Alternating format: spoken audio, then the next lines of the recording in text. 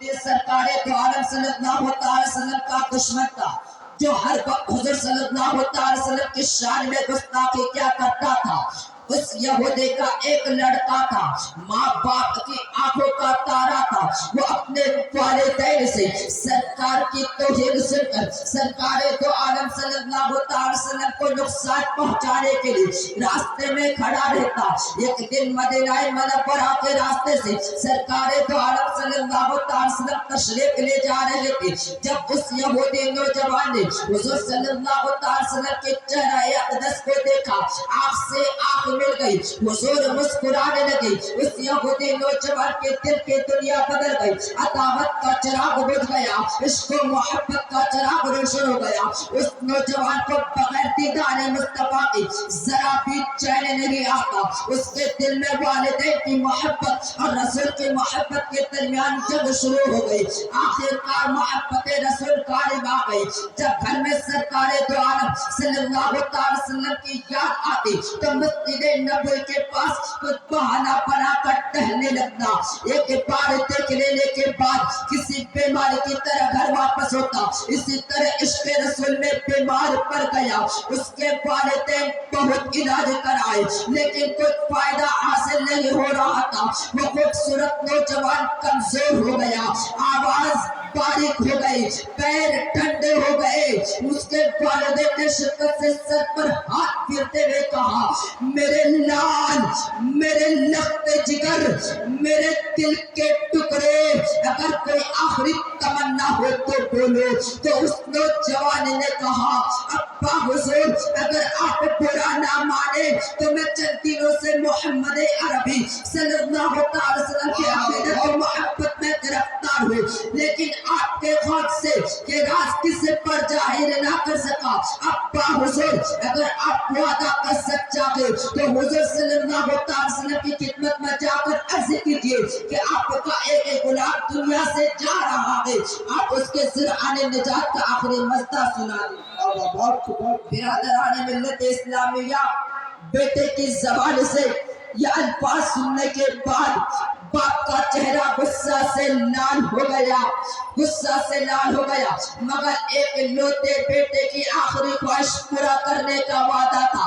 سب کا وہ غصہ برداشت کرتے ہوئے کہا، میرے لال، تمہارے لیے میں تمہاری ہر خواہش پوری کروں گا، اگرچہ میرے لیے خطرے کی بات ہے، یہودی قوم مل کر مجھے ذات سے باہر کر دیں گے، لیکن تمہاری روح کی خوشی کے لیے میں سب کچھ برداشت کر لوں گا۔ اس یہودی نوجوان کے باپ نے مسجد نبی کے دروازے پر کھڑے ہو کر آواز لگایا، میں محمد عربی سے ملنا چاہتا ہوں۔ اتنا کہنا تھا، حضور صلی اللہ علیہ وسلم دروازے پر تشریف لاتے ہیں اور فرماتے، تمہیں کیا کہنا ہے؟ سرکار کی محبت بھری باتیں سن کر سرکار کی محبت بھری باتیں سن کر اس یہودی کا دل نرم ہو گیا۔ غمگین آواز میں کہا، میرا ایک لوتا بیٹا جو اہل جوانی میں دنیا سے جا رہا ہے، آپ اس کے سرعان آخرت کی نجات کا مزدہ سنا دے۔ اس کی آخری خواہش ہے آپ اس کے سرعانے کھڑے ہو کر آخرت کی نجات کا مزدہ سنا دے۔ اتنا کہنا تھا، حضور صلی اللہ علیہ وسلم نے فرمایا، اے میرے جانسار صحابوں، میرے ساتھ چلو۔ اس بیرت بخت نوجوان کو دیکھ آئی جس کے کھیرے مقتل کے لیے آسمانوں میں دھوم مچی گئی۔ جب یہ نورانی قافلہ اس یہودی کے گھر پہنچا تو دیکھا وہ عاشق رسول کی آنکھیں انتظار کرتے کرتے بند ہو گئی۔ باپ نے بلبلا کر کہا، میرے لال، میرے لخت جگر، میرے دل کے ٹکڑے، آنکھیں کھولو تو صحیح، دیکھو تمہارے سرہانے، تمہارے محمد عربی صلی اللہ علیہ وسلم کھڑے ہیں۔ اتنا کہنا تھا کہ جاتی بھی لوٹ آئی اور بیمار نے آنکھیں کھول دی۔ نظر کے سامنے چہرہ مصطفیٰ کو دیکھ کر، چہرہ بطوحہ کو دیکھ کر، چہرہ محبوب خدا کو دیکھ کر دھیمی آواز میں اپنا تمنا ظاہر کی، یا حبیبی یا رسول اللہ، میں نے پوری زندگی میں ایک سجدہ نہیں کیا ہے۔ یا حبیبی یا رسول اللہ، میں نے پوری زندگی میں زکوٰۃ نہیں ادا کی ہے, میں نے پوری زندگی میں خیرات نہیں کی ہے, مگر میری نجات کیسے ہوگی؟ حضور صلی اللہ علیہ وسلم نے تسلی دیتے ہوئے ارشاد فرمایا, اب تم کلمہ توحید کا اقرار کر کے اسلام میں داخل ہو جاؤ, تمہاری نجات کا ضامن میں ہوں. تو اس نوجوان نے کہا, یا حبیبی یا رسول اللہ, میں قبر کی پہلی منزل سے لے کر جنت میں داخل ہونے تک آپ کی ضمانت پر اسلام قبول کرتا ہوں. اشہد ان لا الہ الا اللہ و اشہد ان محمد عبدہ و رسولہ.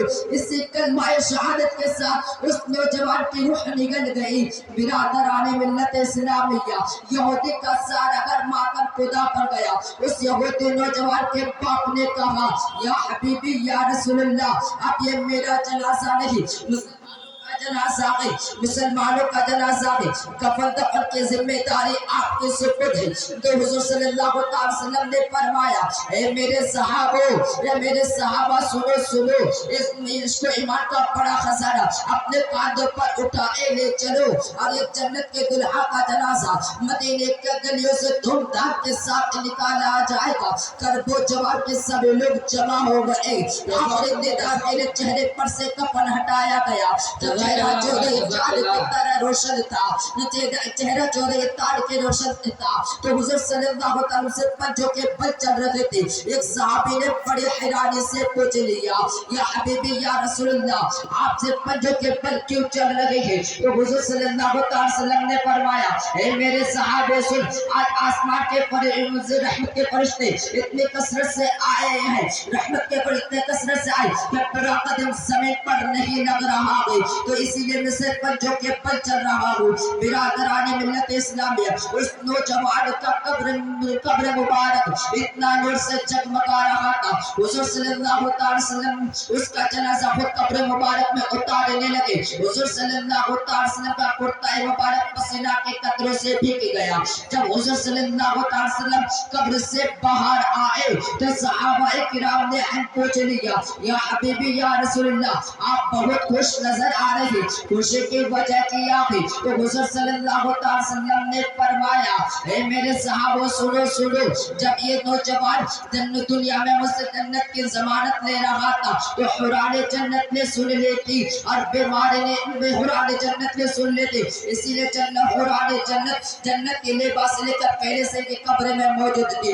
اتنا کہنا تھا, صحابہ کرام خوشی سے دمک اٹھے کہ کہا, اس نوجوان نے جو پوری زندگی میں ایک سجدہ بھی نہیں کیا, اس کو ایسے اعلیٰ منصب پر پہنچا دیا ہے. برادران اسلام, محبت رسول تمام نمازوں سے افضل ہے, محبت رسول تمام روزوں سے افضل ہے, محبت رسول تمام عبادتوں سے افضل ہے, محبت رسول تمام نمازوں سے افضل ہے. برادران ملت اسلامیہ, میں یہی سے اپنا تقریر ختم کر رہا ہوں. وما علینا الا البلاغ. السلام علیکم.